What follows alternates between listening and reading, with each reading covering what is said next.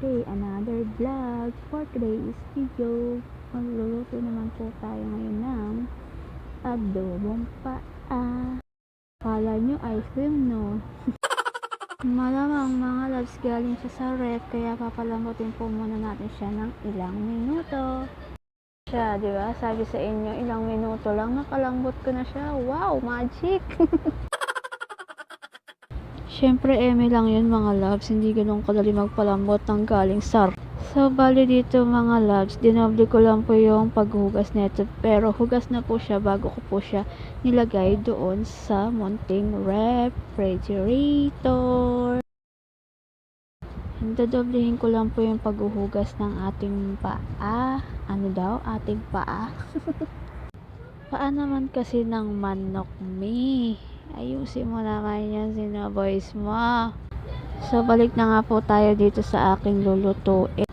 Nilagay ko na po pala sa malaking kaserola ang aking mga paa. Ang aking mga paa, ano ba?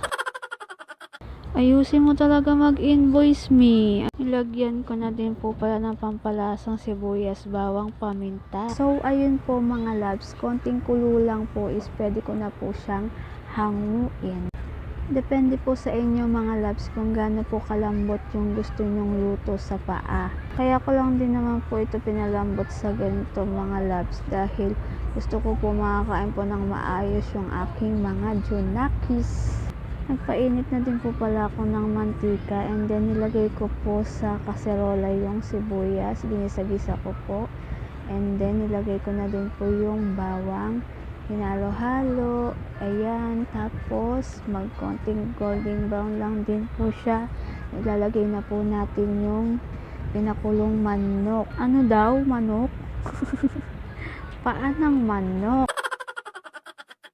Pasensya na talaga kayo mga loves, lutang talaga ako. First time ko lang din po kasi itong mag-i-invoice ako. Ginisa-gisa ko lang po muna siya dyan hanggang sa mag-golden brown.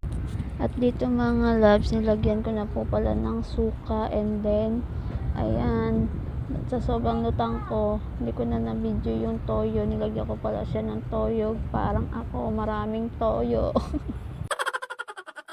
Naglagay din po pala ako dito mga loves ng Knorr and Magic Sarap and then yung konting pinagkuluan kanina ng mga paa.